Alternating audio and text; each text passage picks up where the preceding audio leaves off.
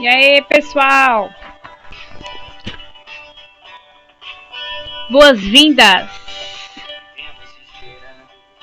Eu me chamo Daiane de Paula, professora da Politec. Ao som do J Quest, começar a nossa aula aí. Dias que não deixaremos para trás. Escuta aí. Vivemos esperando o dia que seremos melhores.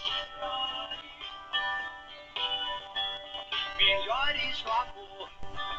Melhores na dor. Vou cantar não, viu, gente? Vou pagar esse mic aqui não. Mas o fato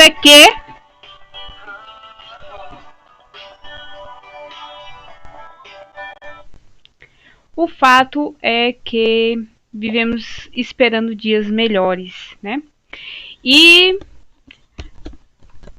a situação aí desde março, né? Mais ou menos março, janeiro, março, abril, maio, junho, julho, agosto, setembro, 7 meses. 7 meses. E eu tenho uma perguntinha para te fazer. O que é que você tem feito durante esses 7 meses, hein? Onde estão as apostilas? Não vá me dizer que está lá debaixo do colchão, cheio de poeira, não. Pelo amor de Deus, viu? Onde é que estão os livros novos que você comprou? Com todo sufoco. No aperto. Onde é que tá? Cadê os contatinhos? Os contatinhos que eu me refiro é o contato dos seus professores para você tirar suas dúvidas. Minha gente, tá todo mundo esperando dias melhores. Isso aí é um fato. Mas enquanto isso não chega, a gente tem que ir se virando do jeito que dá. Cortella, ele costuma dizer que eu tenho que fazer o meu melhor na situação em que eu esteja, enquanto eu não esteja numa situação melhor para fazer melhor ainda. Então, qual é o melhor que você está fazendo hoje, na nossa situação atual?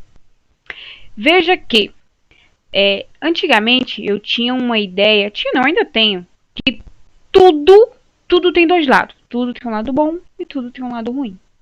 E eu acredito assim, que tudo tem os dois lados. E aí cabe a gente querer olhar para um lado só, né? A gente tem que aprender a olhar os novos horizontes, olhar os dois lados. E aí eu me deparo com pessoas que dizem assim: mas aula online? Eu não quero aula online, afinal de contas, eu estava esperando por uma presencial.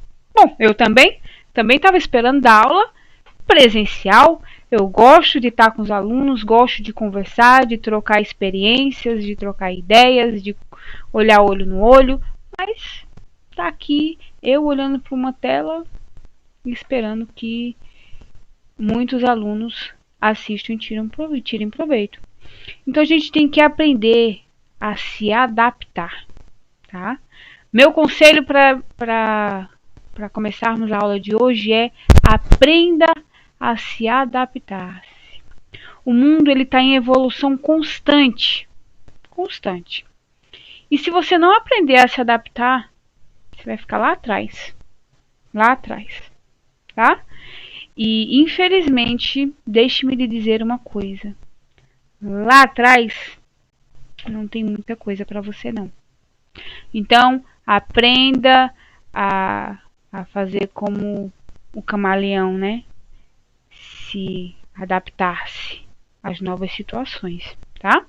A gente está precisando se reciclar, nós como professores, se reciclar, porque muitos professores é que nem aquele ditado, cara crachá, ou então livro, apostila e aluno. Hoje a gente está tentando ver como é que a tecnologia envolve essa questão de dar aulas. Então, assim como nós, professores, eu espero que vocês também, como alunos, aprendam a adaptar-se. E isso é uma coisa para a vida. Por quê? Porque em vários momentos da vida a nossa situação muda. Nossa situação financeira muda, nossa situação psicológica muda, nossa situação emocional muda.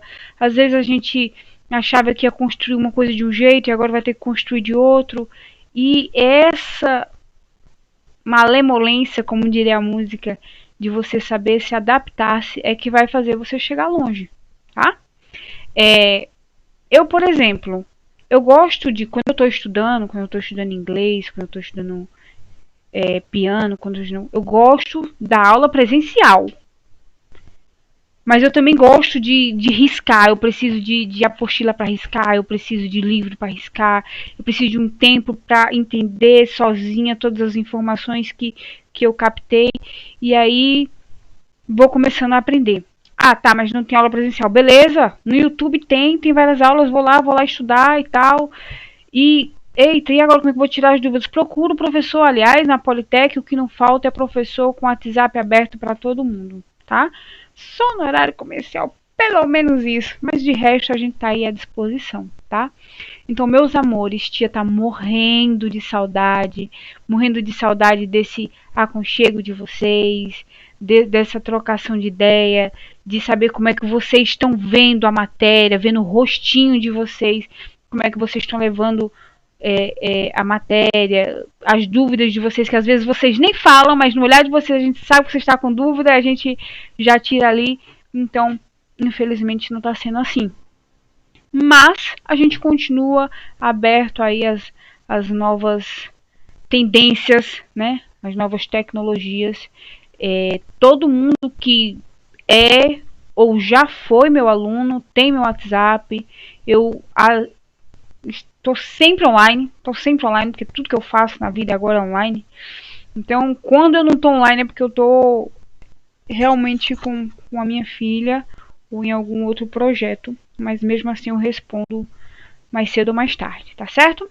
Então eu quero dar boas-vindas para vocês, boas-vindas à matéria, boas-vindas a esse novo jeito de aprender e que, se Deus quiser, com a cabeça aberta, com a mente aberta, vocês se adaptem e venham tirar bastante proveito, tá bom?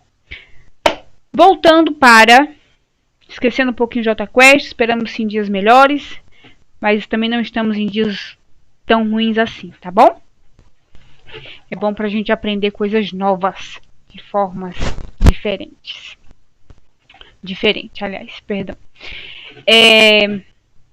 Aprender sobre produção de imagens é importante, por quê? Porque o técnico, ele não é só a pessoa que observa a estrutura, que o paciente, por exemplo, um joelho, vamos lá. Já sei que joelho faz AP, perfil e axial, beleza. Tá, mas como é que faz essas imagens? O que acontece dentro da ampola? Que mistério é esse que acontece dentro da ampola? Que sai aquelas imagens tão lindas que ajudam a laudar. Eita, seco meu negócio de água. Eu sem água não sou ninguém. Mandaram eu tomar 5 litros d'água, Jesus. Eu pequenininha do jeito que sou praticamente um bujãozinho d'água. Enfim.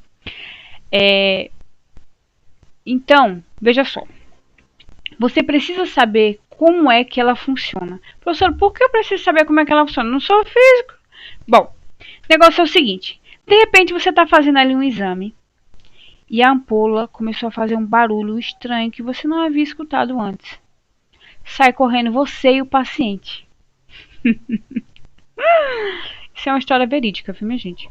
E não era nada mais do que a ampola que estava sobreaquecida e estava resfriando, mais nada, só isso. Mais nada. Então você precisa saber como é que funciona com que você está mexendo, não é? Não tem coisa, por exemplo, imagina você entrar num carro, se você não sabe para que serve o freio, para que serve a marcha, para que serve a embreagem, para que serve o volante, para que serve a seta, você não vai sair do canto, creio eu. E olha que eu sou motorista de primeira viagem. Você não vai sair do canto. Ah, professora, mas eu não sei como a ampola funciona, mas eu faço imagens boas. No digital, né? Digital é fácil. Digital, se a imagem não ficou boa, a gente resolve editando a imagem, o que também é um erro, viu, minha gente? A gente vai conversar sobre isso também. Mas a gente precisa saber o que acontece para que a gente saiba resolver problemas posteriores. Eu lembro de uma vez, por exemplo, que deu um probleminha no mamógrafo. Foi um probleminha simples, mas assim, a clínica toda parou. E eu fui no dia seguinte e vi que tinha um monte de exames para fazer, tudo congestionado, e eu sem entender o que foi que houve. Ah, não, é que a ampola parou todo mundo e que estava esperando chegar um técnico físico do Rio de Janeiro, porque esse povo sabe lá, ou do Rio ou de São Paulo. Digo, mas rapaz, isso foi o que foi que aconteceu? E aí me explicaram tudo direitinho. E notei que era apenas um vacilo no parâmetro que colocaram errado. Um númerozinho. Nada demais. Resolvi. Em menos de 2 minutos. As pessoas ficaram... não acredito que ela resolveu em 2 minutos. Mas a questão não é essa. A questão não é se sentir. Ah, não, eu faço. É saber ter capacidade de entender com que você está mexendo. Existem coisas em aparelhos de raio-x, em mamógrafos, em impressoras de imagem, que é realmente só com físicos mesmo, realmente só com pessoas que cuidam dessa área, mas tem problemas muito bobinhos, muito tipo, pô, uma pessoa sair de outro estado para vir até aqui resolver uma coisa tão simples que você poderia ter resolvido com um mínimozinho assim, ó, de conhecimento. Então você precisa saber que tem hora que a ampola precisa dar uma paradinha para resfriar. Tem. Você precisa saber, por exemplo, que aquele exame densitometria óssea precisa se fazer um QA, que é um controle de qualidade que é feito todos os dias. Você precisa ver quando você liga o mamógrafo se os parâmetros estão todos corretos. Se você precisa ver no raio-x, quando você liga ele, geralmente, se tiver algum problema nele, ele já vai dar uma mensagenzinha na telazinha dele que tá tendo algum problema e você pode resolver. Tá entendendo? Então, são coisas que você precisa aprender a ter uma base. Não é que seja a sua função consertar nada, não, de forma nenhuma. Mas você concorda comigo que vir uma pessoa de outro estado resolver um problema que você resolve em menos de 2 minutos é injusto? É injusto, né? Você precisa ser o quê? Proativo. Você precisa ser o quê? Precisa ser, né, mais dinâmico. E é aí que faz a diferença de um profissional. Não adianta você fazer somente uma boa imagem. Não adianta você fazer uma boa imagem e cuidar direitinho do seu paciente, mas você não saber fazer mais nada além disso. Você tem que estar sempre progredindo. Um bom profissional é aquele profissional que está sempre aprendendo, que está sempre progredindo, que está sempre querendo saber mais. E a questão de produção de imagens é importante também para você saber o que está acontecendo com você, com o seu corpo, com o seu físico durante os exames, tá certo? Então sejam todos bem-vindos à nossa aula de produção de imagens. Bom, essa aí é a nossa ampola de raio-x. Eu vou trazer um vídeo aqui nas próximas aulas dela funcionando, tá? É fantástico o vídeo. Mas os principais componentes dela é o anodo, o catodo, o filamento e o rolamento, tá? Não vamos esquecer isso não, anota aí. Anodo, catodo, filamento e rolamento, ok? Só um minutinho. Ai, eu preciso de água.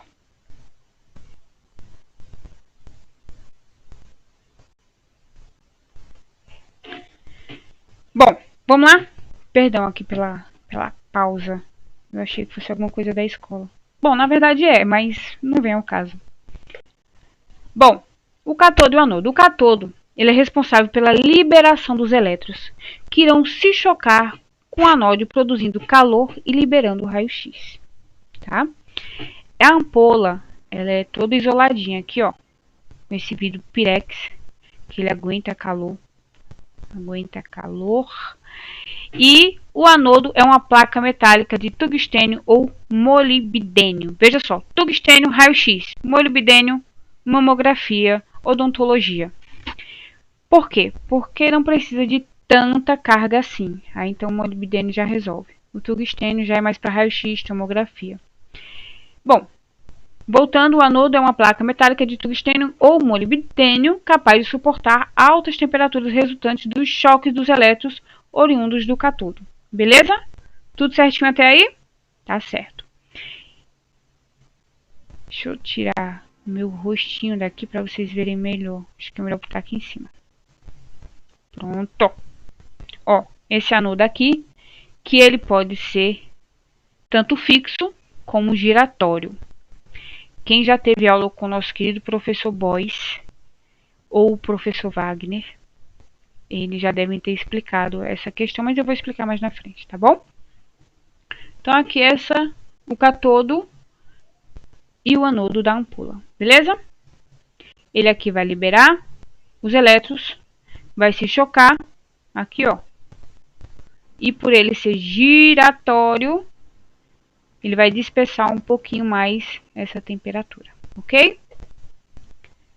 Deixa eu ver se eu consigo passar aqui. Tipos de anôdio. Os tubos de anodo giratório são usados em máquinas de alta corrente, como eu falei anteriormente. Tomografia, raio-x.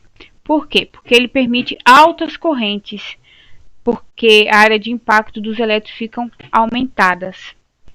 Já os tubos de anodo fixo é usado em máquinas de baixa corrente, que no caso da odontologia é a mamografia, que tia já deu uma explicadinha boa aqui, tá bom?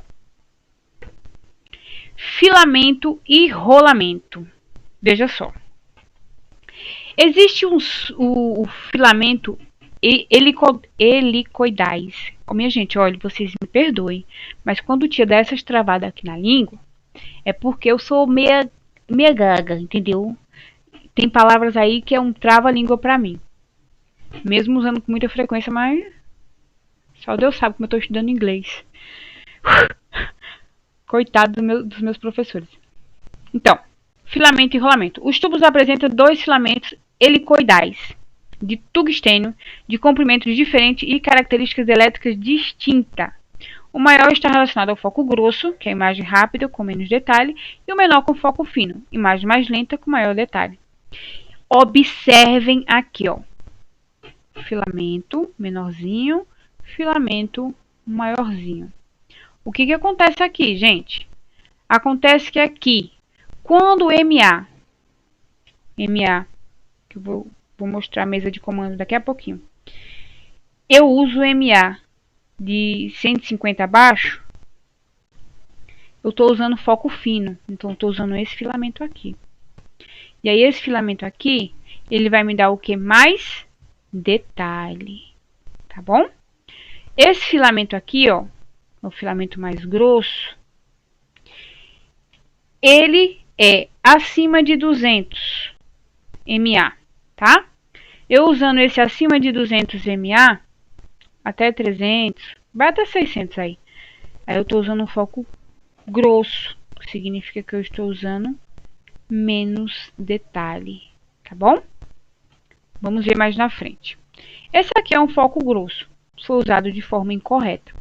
Observe que, cadê aqui a minha setinha? Observe que tem muito tecido mole, tá vendo? Se eu quero ver uma mão, eu quero ver o quê?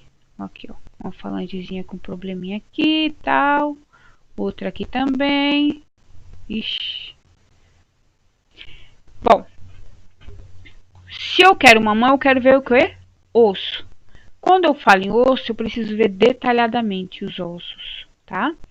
Então, não se usa foco grosso, se usa foco fino. O foco grosso varia de 200 a 600 MA. Nesses casos, a imagem sai com pouco detalhe, é mais utilizada para órgãos como pulmão, não necessita de detalhe, mas sim de rapidez. A imagem ao lado mostra o foco grosso sendo usado de maneira errada. Vamos ver como é que fica? Foco fino. Olha que lindeza de detalhes. Tá vendo? Lindo o detalhe aqui, ó. Coisa mais linda do mundo. Osso é assim que se faz, tá, gente? Esquece essa imagem aqui. Osso é assim que se faz. Nesse caso, o foco fino é usado para riqueza de detalhes. No caso do osso, que pode ficar parado, não existe movimentos peristálticos, dá para fazer tranquilamente com foco fino. Professor, o que quer dizer isso? Bom, veja só. Se eu uso foco grosso, o detalhe é menor. Verdade, mas ele é mais rápido. Então, por exemplo, se uma criança vai fazer um tórax, ou até um adulto mesmo, o que a gente faz? A gente usa o foco grosso, porque eu não vou precisar de detalhes como no osso. Eu vou precisar saber se tem líquido, vou precisar saber se tem ar, vou precisar saber de outras coisas, vasos. E como são órgãos que existem movimentos peristálticos, aí o que acontece? Eu preciso de um foco grosso, porque é o mais rápido possível. Beleza? Mas no caso de osso, sempre foco fino. Aí você vai usar aquele filamento. Professor, como é que eu vou usar aquele filamento? Vou lhe mostrar já já. Ó, foco correto. Esse aqui foi usado o foco grosso. Você tá vendo detalhe no osso? Não tá, né? Vamos colocar aqui no cantinho. Porque eu não vejo necessidade de eu ficar ali. É aqui mesmo, pronto. Ó, vê aqui a diferença. Quando você usa o foco correto, veja aqui, ó. Tá vendo isso aqui? A aorta. Tá vendo aqui, ó? A carina, a traqueia, átrio direito do coração, átrio esquerdo, ventrículo esquerdo, bolha gástrica. Quando você usa o foco correto, quando você faz a imagem da forma correta, o que acontece? Você consegue ver toda a estrutura da imagem. Você viu toda a estrutura da imagem? Eu sei onde está a traqueia, onde está a carina, onde está a aorta, eu sei onde está a artéria esquerda, eu sei onde está o ventrículo esquerdo, a artéria direita, eu sei onde está tudo, eu estou conseguindo ver, eu estou vendo uma bolha gástrica, então eu fiz o exame corretamente. Veja a diferença. O que você consegue ver aí? Diz para mim. Você não consegue ter detalhe e nem identificar as estruturas. Você não sabe se vê costela, você não sabe se vê coluna, você não sabe se vê clavícula. A bolha gástrica está aqui, pelo menos isso salvou. Mas você nota que o exame não está bem feito. Aí eu coloquei aqui, ó, a importância de saber a anatomia corretamente é o único jeito de saber se a qualidade da imagem está correta. Essa imagem foi usada em foco grosso, ao contrário da próxima, que a gente já viu. Então, quando eu sei que eu usei o foco correto, o KV correto e o tempo correto, como é que eu sei? Porque quando eu olho para a imagem, eu consigo identificar toda a estrutura, tá certo? É assim que a gente consegue ver.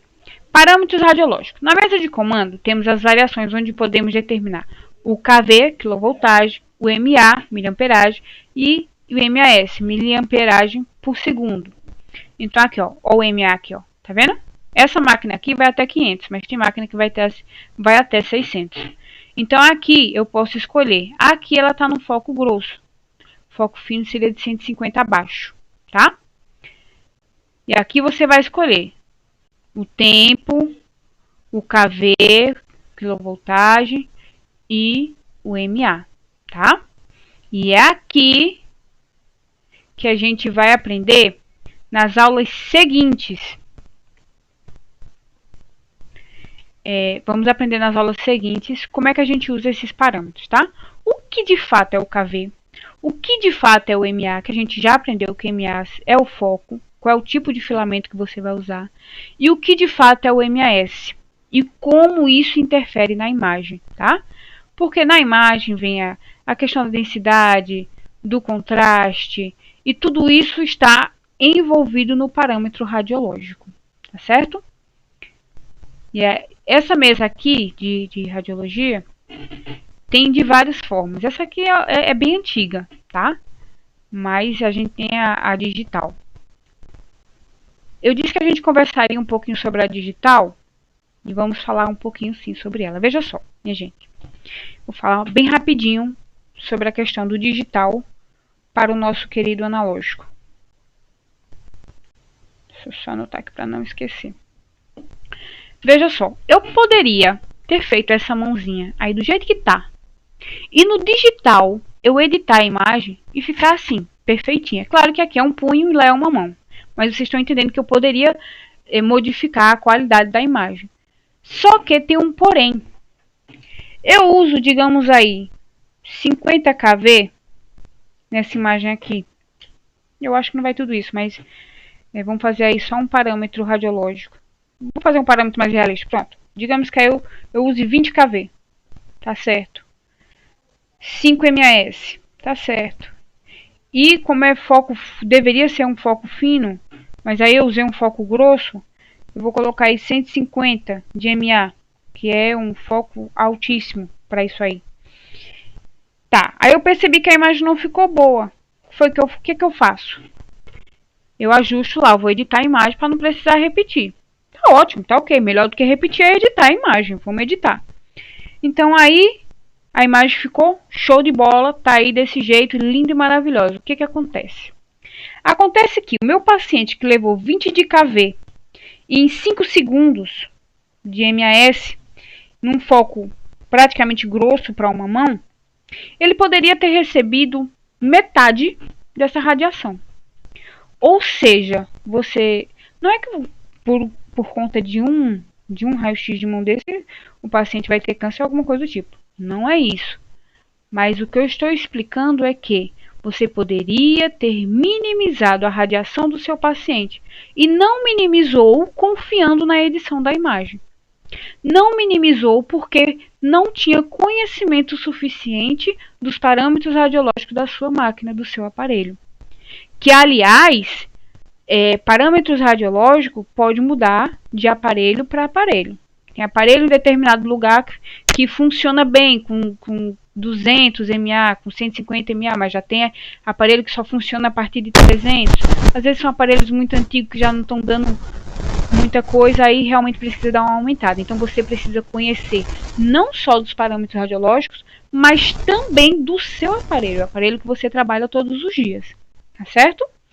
Então, ó, conselho, dicasinha da tia de hoje, por favor, não se acomode.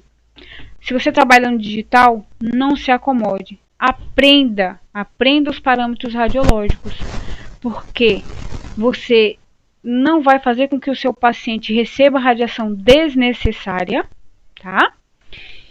E além disso, você vai ter total controle dos equipamentos com os quais você trabalha, tá certo? Então vamos lá, minha gente.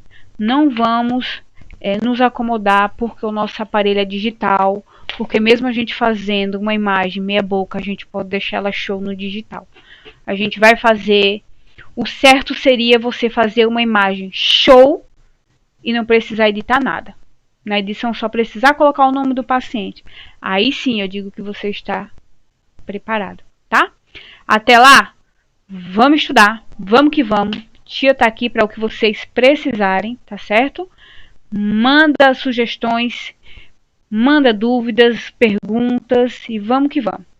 No nosso próximo mês, a gente vai ter aí nosso Outubro Rosa e vamos estar com médicos fabulosos, maravilhosos, extremamente capacitados e vai estar em lives na Politec, no Instagram da Politec. Eu espero vocês lá, tá certo? Qualquer dúvida, tia tá aqui. Fiquem todos com Deus. Um grande beijo no coração. Até a próxima aula, se Deus quiser. Te aguardo. Estarei ansiosa para nosso próximo reencontro. A caminhada é sempre melhor com você.